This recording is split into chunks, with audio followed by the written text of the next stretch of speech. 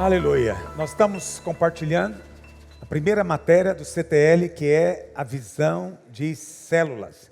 E essa é a nossa terceira aula, a obra de cada ministro, o serviço de cada ministro. Em nossa última aula, nós compartilhamos, de certa maneira, o serviço de cada ministro, usando a ilustração da casa de pedra.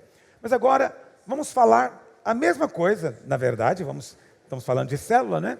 Mas vamos usar agora o slogan que nós usamos como igreja, que é o trabalho de cada crente, cada ministro, cada sacerdote, que é ganhar, consolidar, edificar, treinar e enviar. Ok? Então, normalmente nós não usamos o edificar. Normalmente a gente junta o treinar e o edificar como sendo um tópico só, para facilitar para o novo que está chegando entender. Então, normalmente a gente fala apenas o quê? Que é ganhar, consolidar, treinar e enviar. Ou às vezes, no lugar de treinar, ultimamente estou fazendo mais isso, eu coloco a palavra discipular. Porque o discipulado, ele envolve treinamento e também envolve edificação. Então, ele envolve as duas coisas. Então, poderíamos dizer que o trabalho de cada crente é ganhar, consolidar, discipular e depois enviar. Ok? Esse é um slogan que é usado em todo o mundo, nas igrejas que trabalham ou que creem na edificação por meio das células. Eventualmente tem uma diferença na maneira de fazer, mas o conteúdo essencialmente é sempre o mesmo. Amém? Cada crente é um ministro.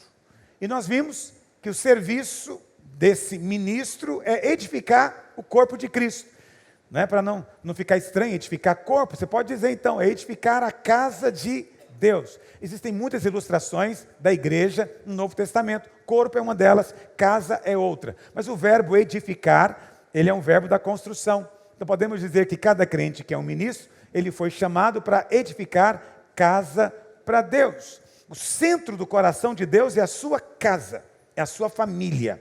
É isso que está no coração de Deus. Foi para isso que o Senhor Jesus veio, morreu e ressuscitou. Ok? Para ter a sua noiva. Do mesmo jeito que Adão, Deus o fez dormir, e do seu sono Deus lhe trouxe Eva, o mesmo aconteceu com Cristo, que por 3 dias dormiu, e do seu sono também a igreja foi gerada. O alvo de tudo é ter igreja. Ok? Eu faço questão de enfatizar isso, porque nós vivemos uma época onde os crentes estão muito envolvidos, acreditando que o centro do propósito de Deus é a nação brasileira. E o tempo inteiro a nação precisa ser curada, a nação precisa ser restaurada, olha, que a nação precisa nascer de novo, meu amigo. E se nascer de novo, vai virar igreja, aí vira filho. Então, se você quer ver a nação realmente mudada, então prega o evangelho. Porque se nascer de novo, o país é mudado. Qualquer outra mudança é superficial, cosmética. Ok? Eu sei que, falando isso, eu acabo incomodando alguns, e alguns ficam chateados comigo. Não fique chateado, não estou proibindo você de coisa alguma, não estou impedindo você de ter a sua militância política. Você é livre, como cidadão, para fazer tudo. Mas entenda, na igreja nós temos um propósito. E o propósito é edificar casa para Deus. E nós não vamos ser distraídos disso. Ainda que eu não vou negar, eu gosto muito também desse assunto. Adoro ficar falando também de política, ideologia, essas coisas também me embriagam, mas eu pus um propósito no meu coração. Não vou tirar os olhos daquilo que o Senhor está fazendo. Vou cooperar com o Senhor. Amém, meus irmãos? Então, houve um tempo que o Senhor Jesus, ele era apenas o primogênito. Na verdade, teve uma época que ele era o unigênito, porque ele era único. Mas depois da ressurreição, ele tornou-se o primogênito, apenas o primeiro entre muitos irmãos. Ok? Fomos gerados, e fomos gerados semelhantes a ele. Paulo diz em 1 Coríntios capítulo 15, que como são aqueles gerados do primeiro Adão, são semelhantes a Adão, aqueles que foram gerados do segundo Adão, que é Cristo, são semelhantes a Cristo. E Paulo diz, o primeiro Adão, ele era só alma vivente. Mas o segundo Adão é espírito vivificante. Então nós somos de uma outra raça. Você foi transportado para um outro reino. Você é de outra espécie. Você é da espécie de Cristo. Você já é semelhante a Ele, tal qual Ele é. Amém? Você é espírito vivificante. Então, a igreja é composta desses muitos irmãos que são semelhantes a Jesus. Na igreja não há lugar para aquele que não nasceu de novo. Quando eu falo igreja, não estou dizendo que no culto não tenha gente que não nasceu de novo. Não estou dizendo que eventualmente no meio dos irmãos tenha gente que não nasceu de novo. Mas eles não são igreja. Para ser igreja, tem que ter sido feitos semelhantes a Jesus. Isso é só pelo novo nascimento.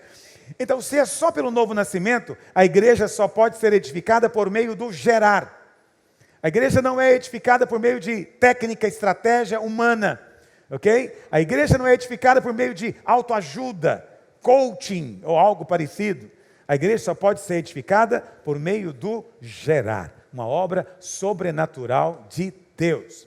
E por que nós somos então gerados? Apocalipse 1:6 e Apocalipse também 5:10 diz que nós fomos feitos reis e sacerdotes, ok? Então, são muitas ilustrações bíblicas, né? Esses filhos gerados hoje são também reis e sacerdotes. A palavra sacerdote ali também pode ser usada como ministros, ok? Sacerdotes são ministros, somos reis e sacerdotes. E qual que é o trabalho desse sacerdote? Qual o trabalho desse ministro? Nós vimos na aula passada, mas eu estou repetindo, porque a repetição é importante para você gravar e não se esquecer mais. Efésios 4:11 diz: e ele mesmo concedeu uns para apóstolos, outros para profetas, outros para evangelistas e outros para pastores e mestres. Com vistas a quê? Aperfeiçoamento. Eu até coloquei entre parênteses ali, treinamento, ok? Com vistas ao treinamento dos santos, os ministros, para fazerem o quê? Um serviço, que também é ministério. Ministro tem ministério. Então, esses 5 ministérios foram levantados para treinar os santos a fazer um serviço. E qual que é o serviço? A edificação do corpo, a edificação da casa. Esse é o nosso serviço. Nós não temos outro serviço, nós não temos outro propósito, a não ser edificação da casa. Pastor, quer dizer que é proibido fazer qualquer outra coisa? Não, é o contrário, você é livre para fazer o que você quiser, ok? Mas não faça das outras coisas o centro do trabalho. Então, como eu disse, você quer ter um ministério de skatista, pode ter. Você quer ter um ministério de surfista, fique à vontade. Você quer cantar, quer dançar, você quer, não importa o que você queira. Você é livre, você está na sua casa, está na casa de Deus. Mas lembra, tem um serviço que todos os filhos têm que fazer. É como na sua casa, ok? Os seus filhos podem brincar do que quiser, mas tem um serviço que todos eles têm que fazer. Todos têm que arrumar sua cama, todos têm que lavar o seu prato. Não é assim que funcionaria numa casa arrumada? Os filhos têm um serviço. Esse serviço não é baseado no dom do seu filho, não. Você tem um menino que ele é um gênio em matemática, mas tem que arrumar a cama, todo dia. Entende? E na casa que eu fui criado, tinha que lavar o prato todo dia. Mas eu não tenho um dom de lavar prato. Pois é, um serviço, não é dom. Então existe também um serviço na casa de Deus, que não tem nada a ver com dons. Vou falar daqui a pouco da diferença de dons e serviços. São coisas distintas, ok? Muitas igrejas procuram se organizar por meio dos dons, mas essa não é a maneira do Novo Testamento. A nossa maneira como nos organizamos é em função do serviço, porque o serviço é comum a todos. Todos têm que fazer o mesmo serviço. Todo crente faz o mesmo serviço. Não podemos ter na casa de Deus alguém que faça outra coisa. Não, o nosso serviço é um só. Qual o serviço? Edificar a casa de Deus. Amém? Então, os 5 ministérios, eles são colocados na igreja, visando então esse treinamento, para que os crentes façam esse serviço. Amém? E, como eu já falei, a palavra aperfeiçoar no original também significa treinar. Então esses ministérios são treinadores, ok? Então preste atenção, porque para que nós temos evangelistas na igreja? Para evangelizar no lugar dos irmãos? Não, o evangelista vai evangelizar, e provavelmente vai evangelizar melhor do que qualquer um de nós, mas ele não está aqui para evangelizar no lugar da igreja, ele está aqui para treinar todo crente a evangelizar. Talvez os outros crentes não vão evangelizar tão eficientemente quanto ele, porque ele tem um dom especial, uma unção especial, uma habilidade especial. Ele é um treinador, então ele faz com excelência, faz melhor. Para ele é até mais fácil fazer, mas ele não está aqui para fazer no lugar da igreja. Infelizmente, essa é a visão de alguns, que tem ministérios que vão fazer no lugar da igreja. Nada disso. Para que tem pastores na igreja? Então nós pensamos que o pastor está na igreja para apacentar e ninguém tem que fazer mais nada. Não, não. O pastor está aqui para treinar os irmãos a serem apacentadores também. Todos nós fazemos o trabalho de apacentar. Todos nós temos que cuidar de alguém mais novo, de alguém menor, de alguém que precisa de ajuda. Você tem que ser treinado, não é? E assim por diante. Quer dizer, os ministérios não estão aqui para fazer no nosso lugar. Eles estão aqui para nos treinar. Mas você pode também encarar cada um desses ministérios como matérias dessa escola de treinamento. Então você tem uma escola de treinamento e o nome do treinador é o nome da matéria que ele dá aula. Ok? Então, o profeta, ele dá aula do ministério profético. Então, ele não está aqui para ser o profeta da igreja. Não. Ele está aqui para ensinar todos a profetizarem. Até porque Paulo diz que todos deveriam profetizar.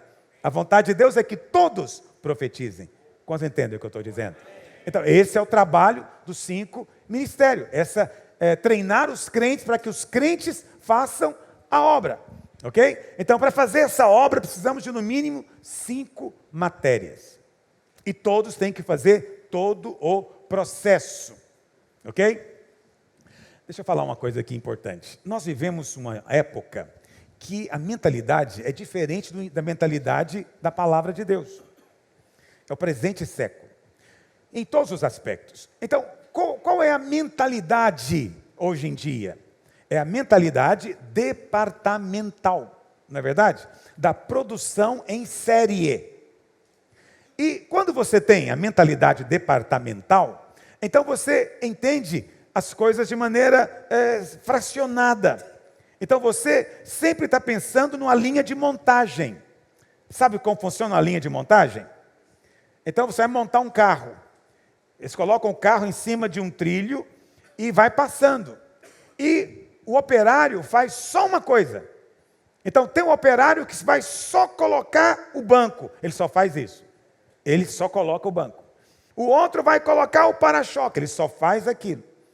Não faz outra coisa. Então é uma função, é uma visão departamental. Então os americanos que desenvolveram isso ao máximo, né? Com Henry Ford, que criaram realmente essa coisa de produção em massa, as igrejas americanas também tomaram essa visão departamental. E acreditam que essa é a maneira de fazer, mas de fato não é a melhor maneira, porque não é a maneira bíblica. Ok? Na maneira bíblica, todos fazem todo o processo. Entendeu? É como se tivéssemos uma fábrica de carro, cada operário vai fabricar o seu carro, do começo até o fim. Alguém fala, mas isso não me parece ser o mais eficiente. Mas é a maneira de Deus. Mas tem uma razão muito boa também para ser da maneira de Deus. Além do fato de ser de Deus, obviamente. É o fato de que, quando você cria departamentos, você pode, em algum momento, parar o processo. Porque um depende do outro. Então, por exemplo, se você tem na igreja o departamento de ganhar, que é o departamento de evangelista, e você tem um departamento de consolidar, que é o departamento, vamos dizer, pastoral, de consolidação. E você tem aqui o departamento de ensino, onde vai ter o treinamento. Ok? Então presta atenção. Se a visão é departamental, o que acontece? O departamento de consolidação só funciona se o de evangelismo estiver funcionando, estiver ganhando. Mas se houver um problema com o departamento de evangelismo e não ganhar ninguém, o que vai acontecer com os outros departamentos? Todos param. Porque todos dependem. Então não é a maneira de Deus. Então a maneira de Deus não é pensar em departamento. A maneira de Deus é tudo personalizado. Então a vontade do Senhor é, eu ganho o João, eu consolido o João, eu discipulo o João e depois eu envio o João para repetir o processo. Entende? Essa é a vontade de Deus. Um processo que é todo ele feito por uma pessoa. Eu não estou dizendo que, eventualmente, o processo é começado por um e terminado por outro. Eventualmente isso vai acontecer, mas nós precisamos de ensinar como deveria ser a maneira ideal. todo o processo, do começo ao fim, por você. Quantos estão compreendendo o que eu estou dizendo? Então, é por isso que nós não temos departamentos nesse sentido. Por isso, tudo que é feito na igreja é apenas um apoio. Mas não é algo que vamos supor, que a pessoa se envolva e está isenta do processo. Não, o trabalho de todo crente é o mesmo. Mas alguns crentes que têm um dom especial, eles vão nos apoiar. Então, por exemplo, nós não conseguimos hoje em dia pensar num culto sem louvor, não é verdade? Para nós é impensável uma reunião sem música. Então nós precisamos dos músicos. Mas eventualmente um músico pode concluir que ele já toca, por que ele tem que fazer mais coisas? Não. O trabalho dele não é ser músico. O trabalho dele é ganhar, consolidar, treinar. Esse é o trabalho.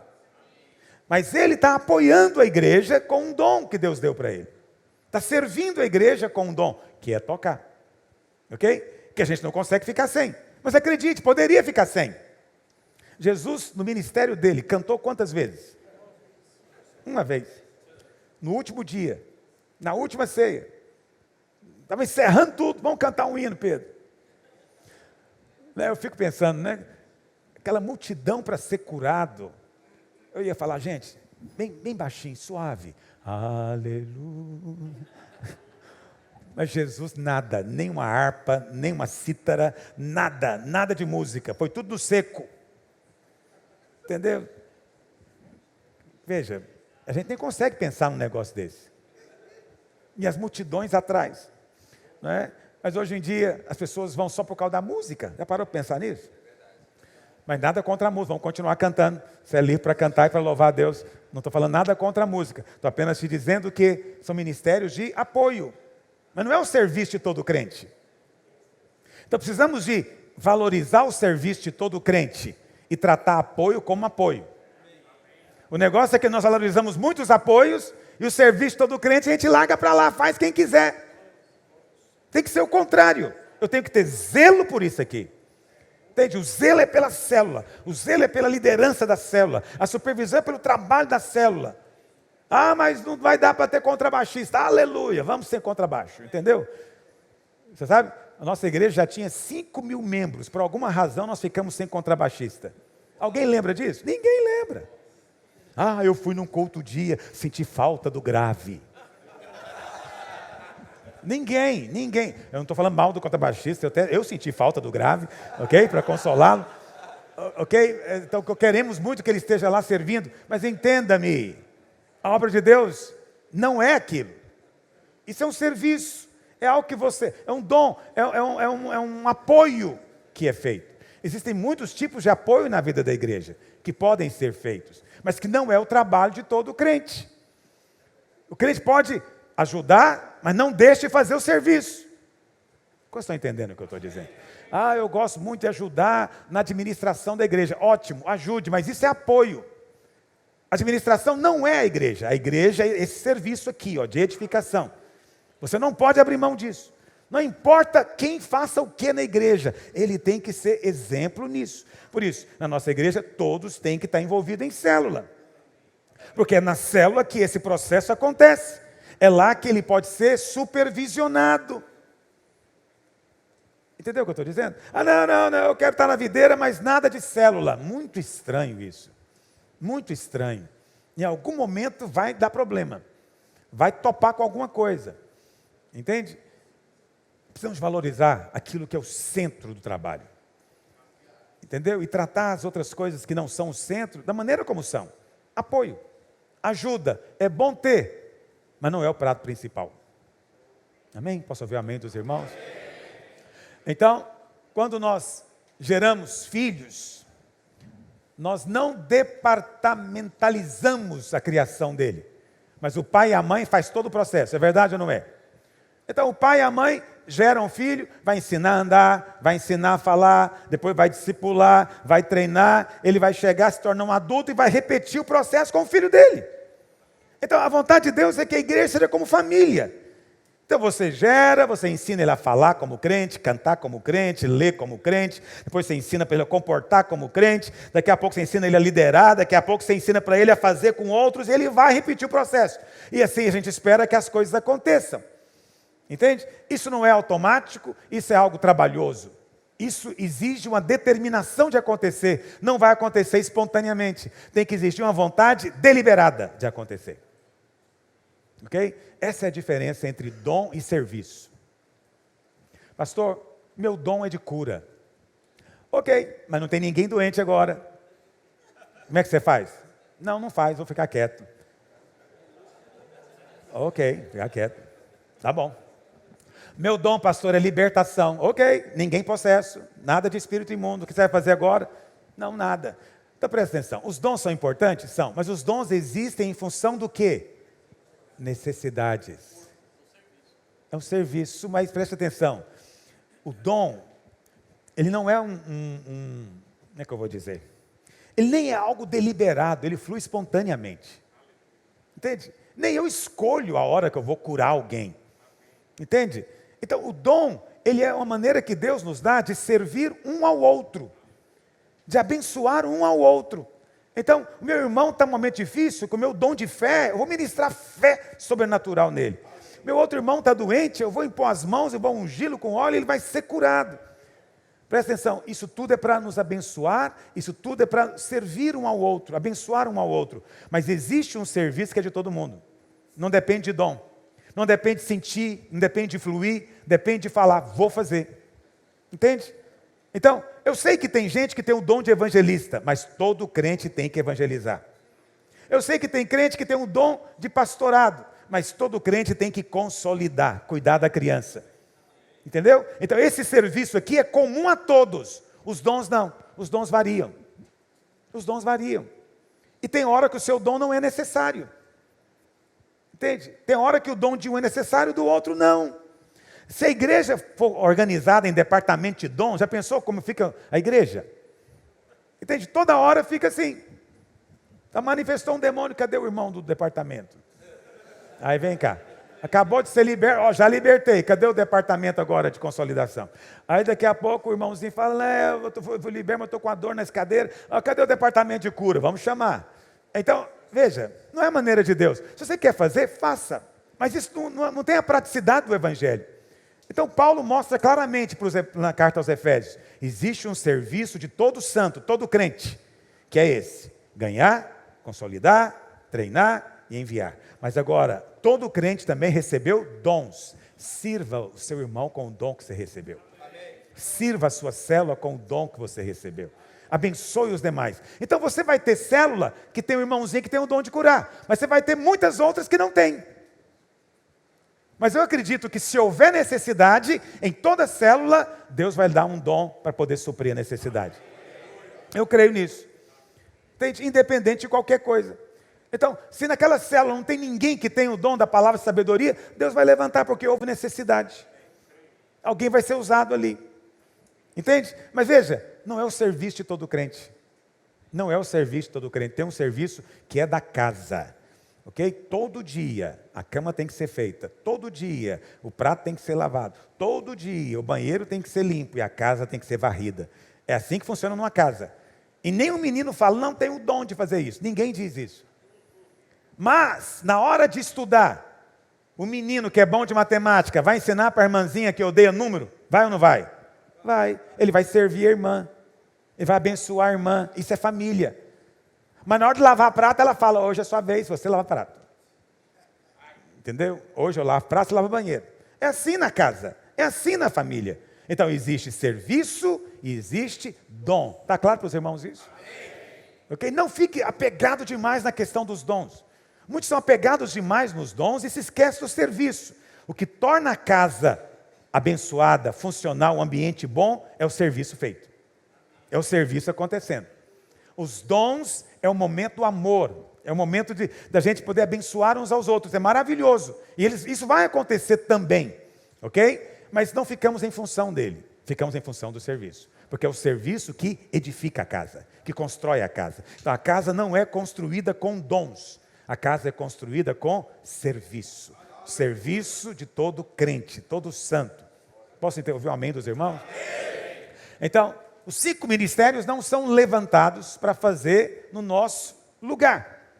Mas cada um desses ministérios é um passo, é um aspecto do serviço.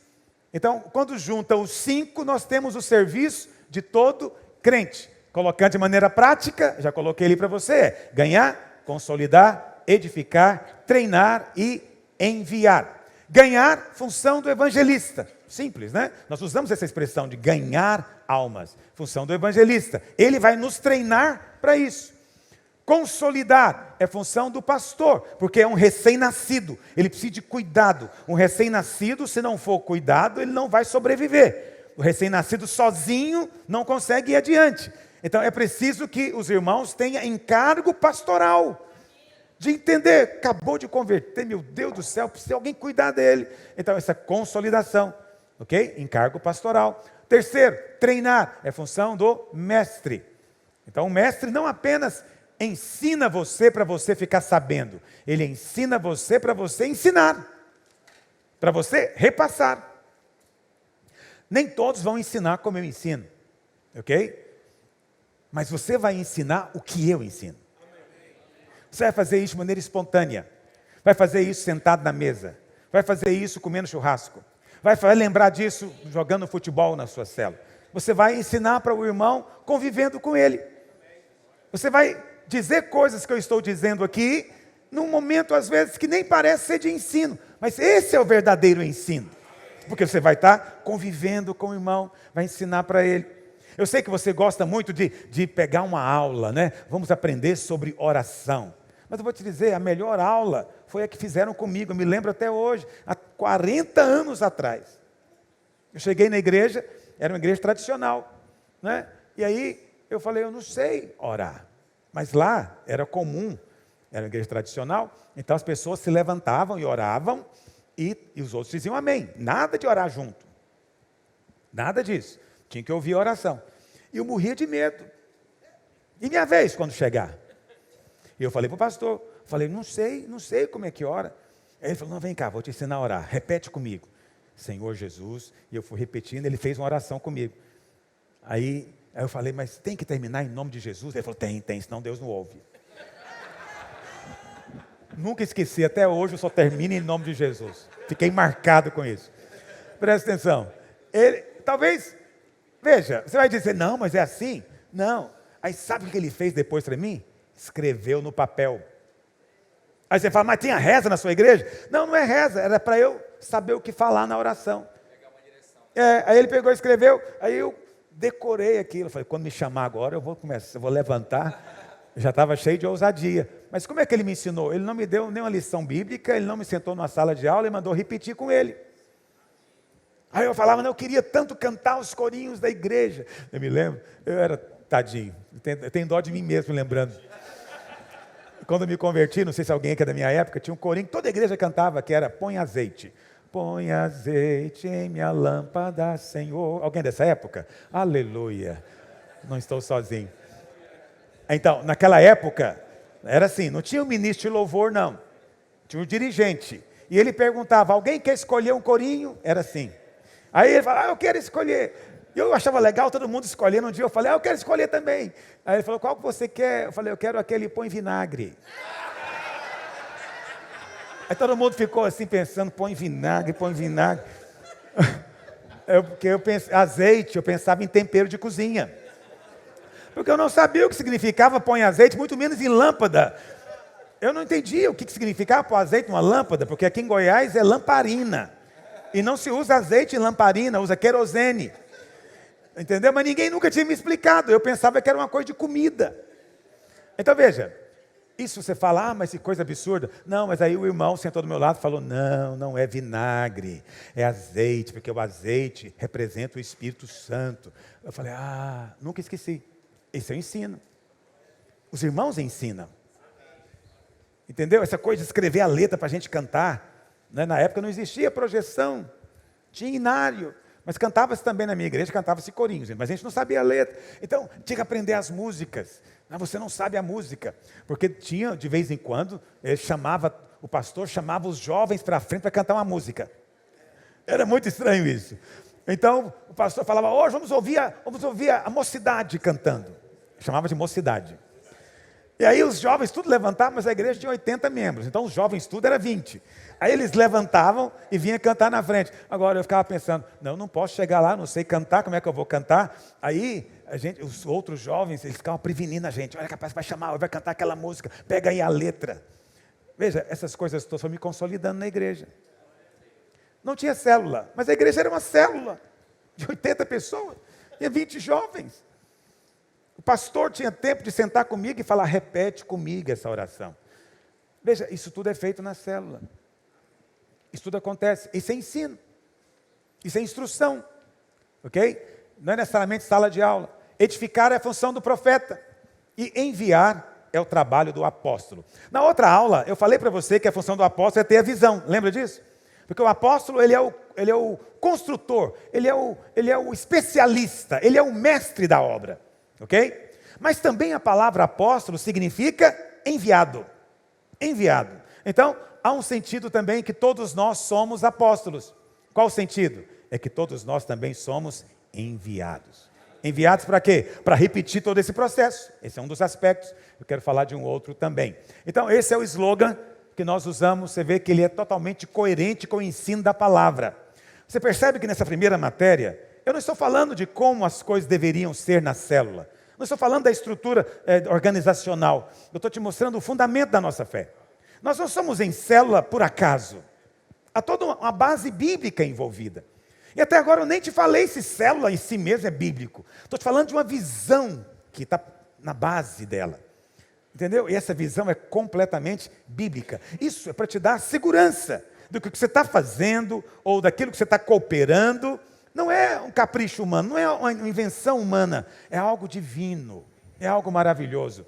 Eu espero poder contagiar o seu coração com essa paixão também.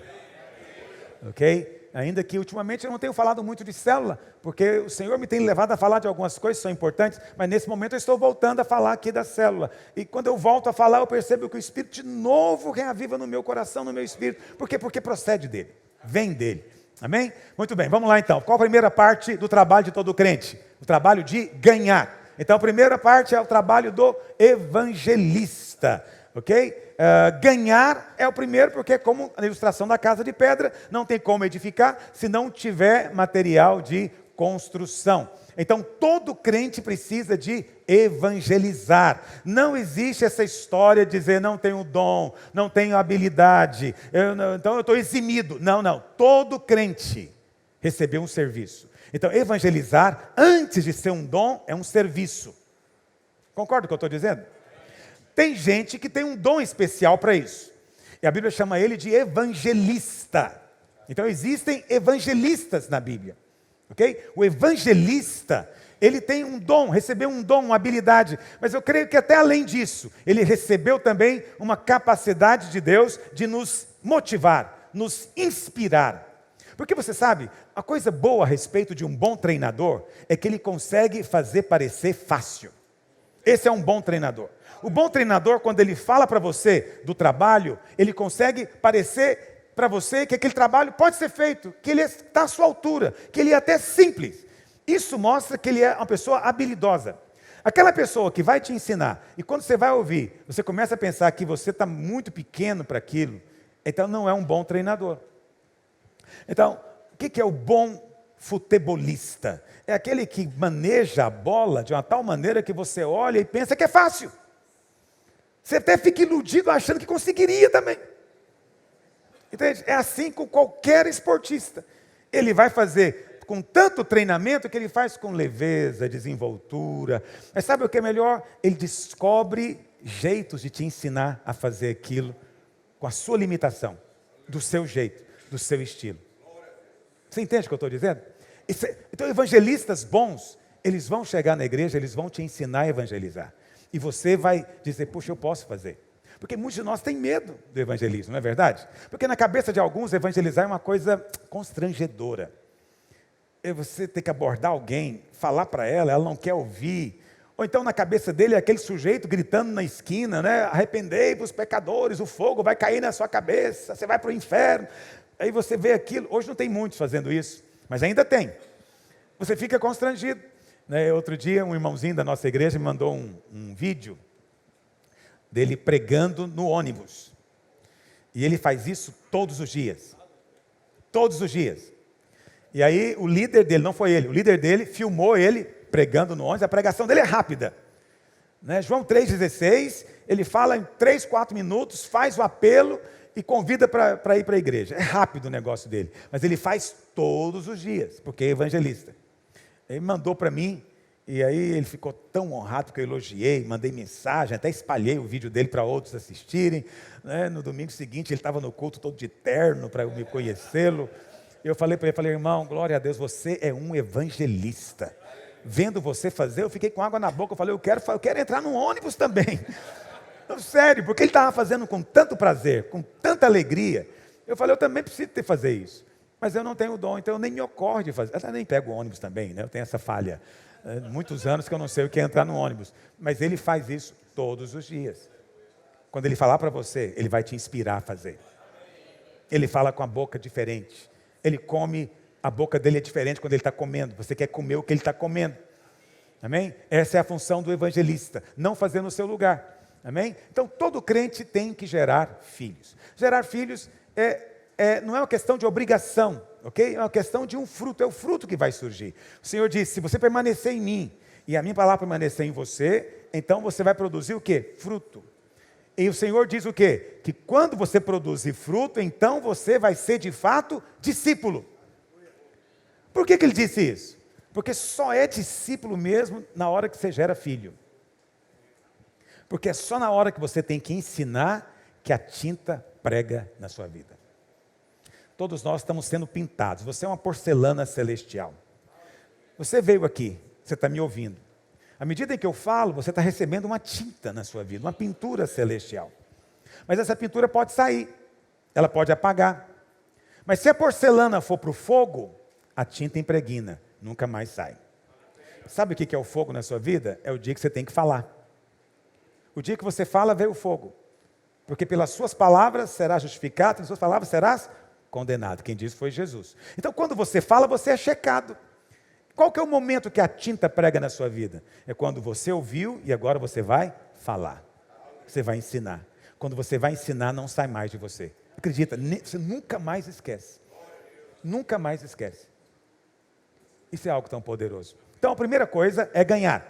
Depois que nós ganhamos, nós consolidamos. Então, o slogan nosso é ganhar, depois consolidar. Então, consolidar nada mais é do que cuidar do bebê quando ele nasce. Ok? Você deveria consolidar aquele que você ganha. Como eu disse, eventualmente, pode ser que um faça uma parte e o outro faça outra. Por muitas razões. Então, você mora aqui em Goiânia. Você acabou de ganhar o José. Mas o José mudou para Brasília. Então, eu vou providenciar alguém lá em Brasília para consolidá-lo. Então não é uma questão legalista, não é uma questão de rigidez, ok? É uma questão de o processo normal. Mas o processo normal pode ser mudado por muitas razões. Você às vezes, você nem mora em Goiânia, você veio aqui de passagem, mas passando por aqui você ganhou alguém. Vai largá-lo? Não, você vai na igreja, vai constituir alguém para consolidá-lo. Mas lembra, isso não é o padrão. Isso vai acontecer, mas o padrão o normal seria que quem ganhou também consolide. Consolidar nos lembra do trabalho pastoral. Amém? Então precisamos de treinar os irmãos a terem encargo pelo novo convertido. O que todo pastor tem é encargo. Ele tem amor pelas suas ovelhas. Ele quer cuidar das ovelhas. Você tem que transmitir isso para os demais irmãos, para que eles tenham encargo pelo novo convertido. Terceiro, depois que nós ganhamos, consolidamos, aí vem o edificar do profeta. Ok? Essa edificação, ela é espiritual. A Bíblia fala que o profeta é aquele que exorta, é aquele que conforta. Amém? Então, esse é um trabalho que você vai fazer na vida do novo convertido enquanto ele cresce. Nesse processo de crescimento. Vai falar da parte de Deus para ele. Paulo diz, em 1 Coríntios 14, 31, porque todos podereis profetizar, um após outro. Não na mesma reunião, evidentemente. Mas quando ele diz que todos podem profetizar, ele está dizendo que existe então um trabalho envolvido aqui. Já não é mais uma questão de dom. Todos podem aprender a profetizar. Não é prever o futuro, é falar da parte de Deus. Quantos dizem amém? Então você foi feito sacerdote. Você sabe, o sacerdote e o profeta são dois aspectos de uma mesma pessoa. O que é o sacerdote? O sacerdote é aquele que vai diante de Deus em favor das pessoas.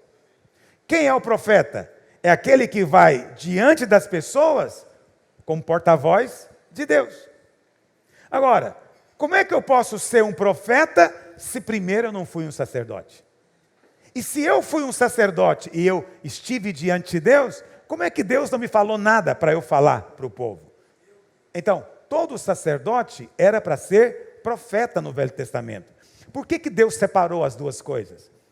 Porque o sacerdote tinha que ser da mesma linhagem, tinha que vir da linhagem de Arão.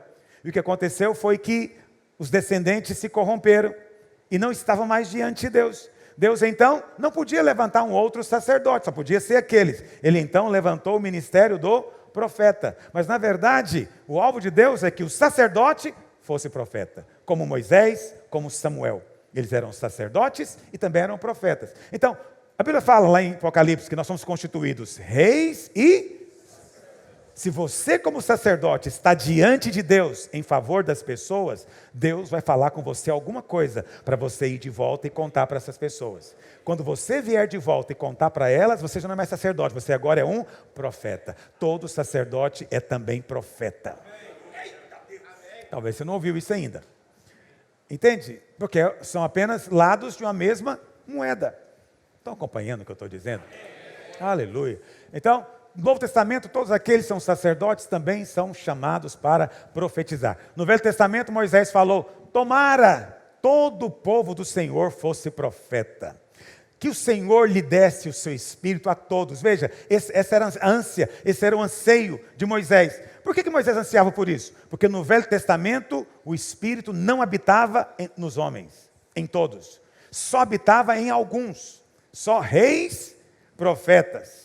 E alguns sacerdotes que Deus escolhia. Então, não havia unção sobre todos. E mesmo quem tinha o Espírito não era permanente.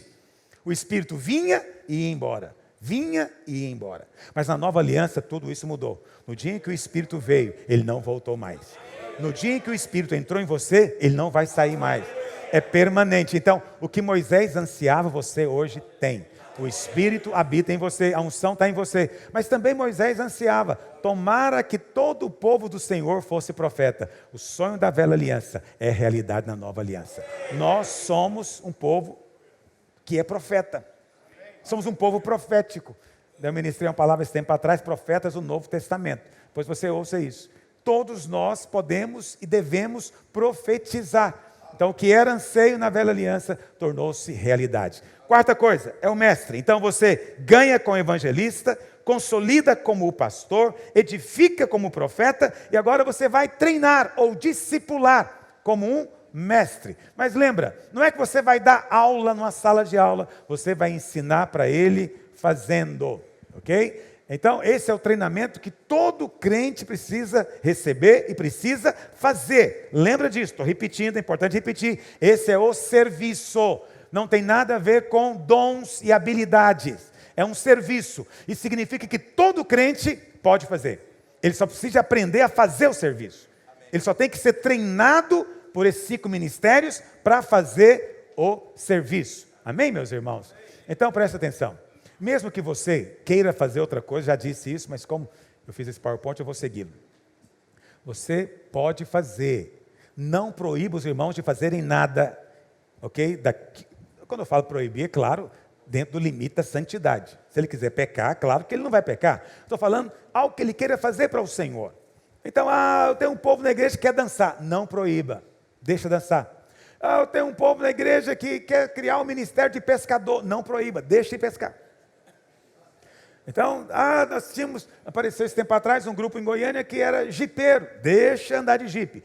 Depois apareceu um que é os motoqueiros, mandaram fazer roupa de couro, aquele negócio todo. É proibido? Não, é livre, pode divertir com a sua moto. Não proíba nada.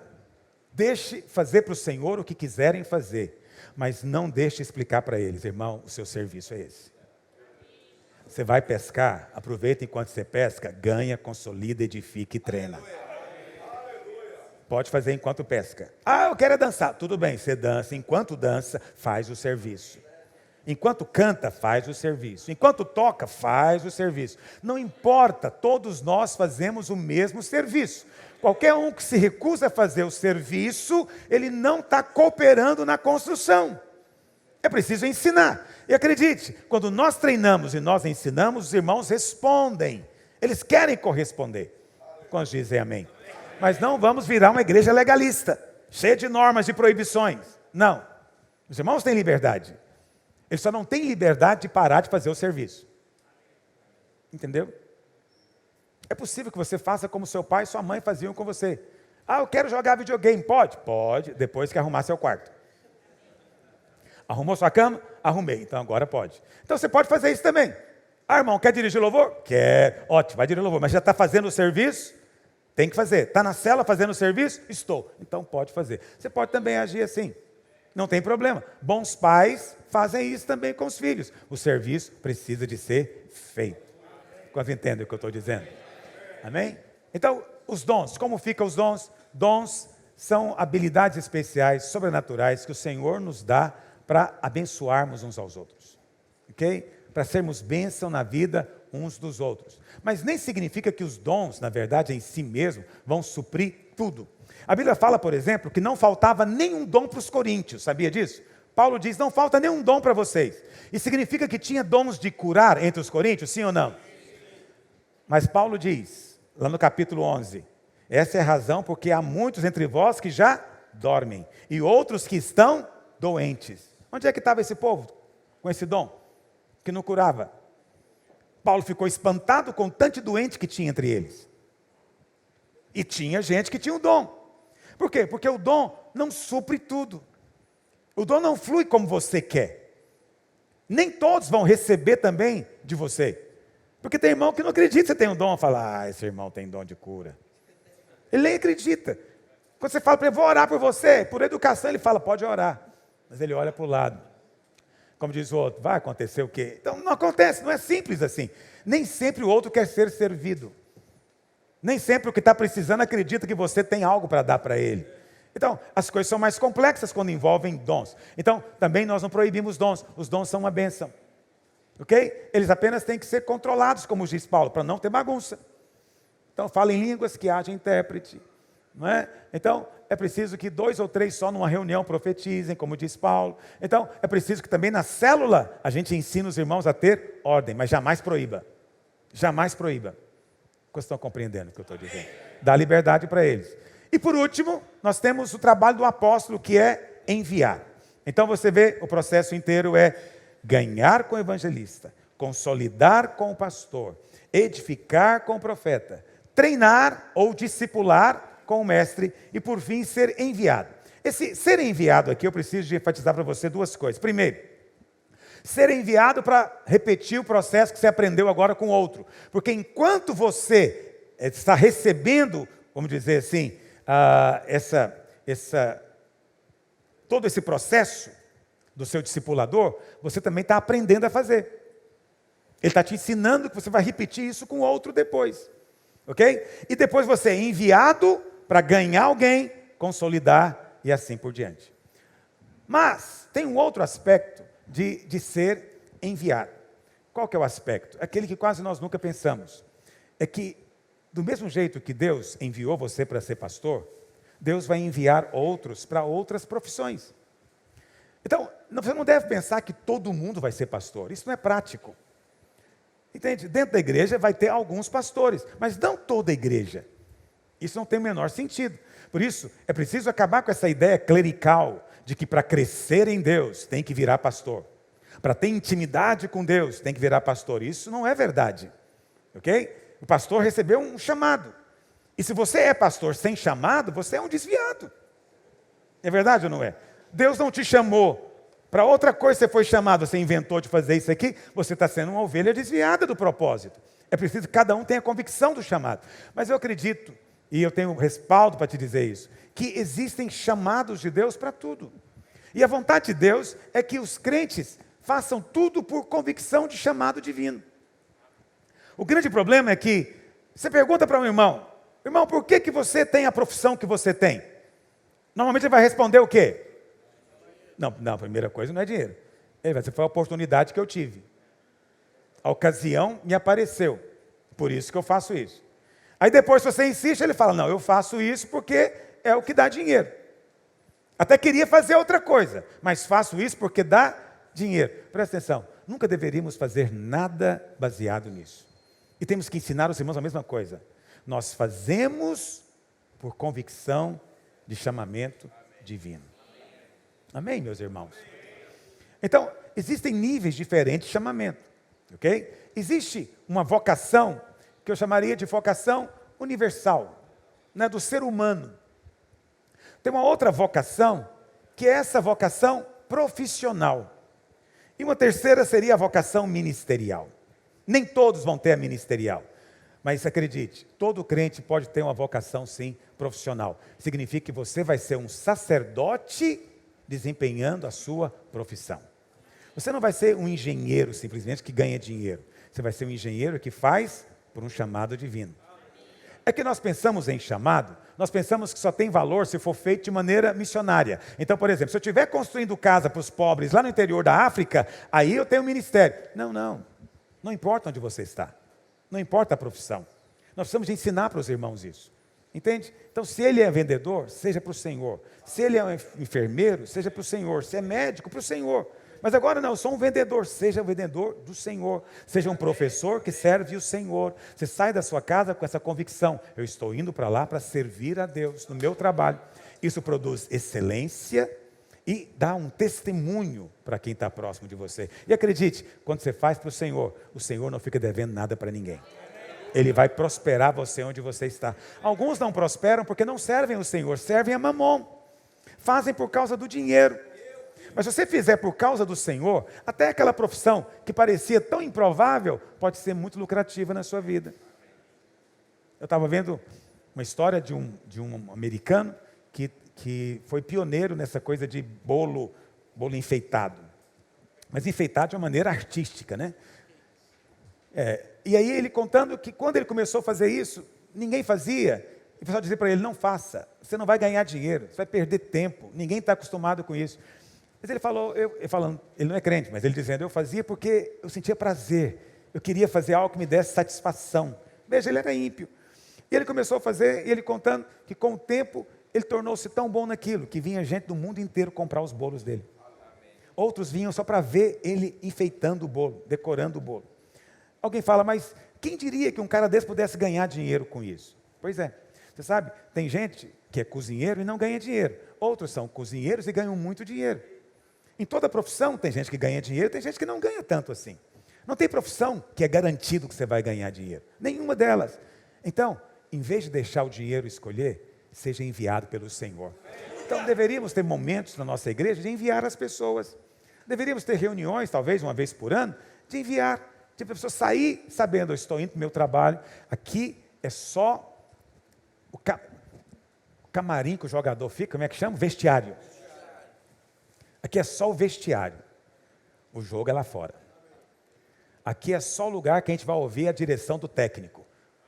Vai para a esquerda, vai no meio de campo, dá cobertura, não sei o que o técnico fala. Mas ele fala lá no vestiário. Mas depois que acaba o culto, que em algumas igrejas é 15 minutos, literalmente, aí você vai para o jogo. O jogo é lá fora. Presta atenção. Nós estamos edificando casa para Deus. Mas é lá fora que está o nosso jogo. Não podemos esquecer disso. Nosso testemunho, que nós sustentamos, é lá fora. É o Evangelho do Senhor. Quando dizem amém. Deus abençoe os irmãos.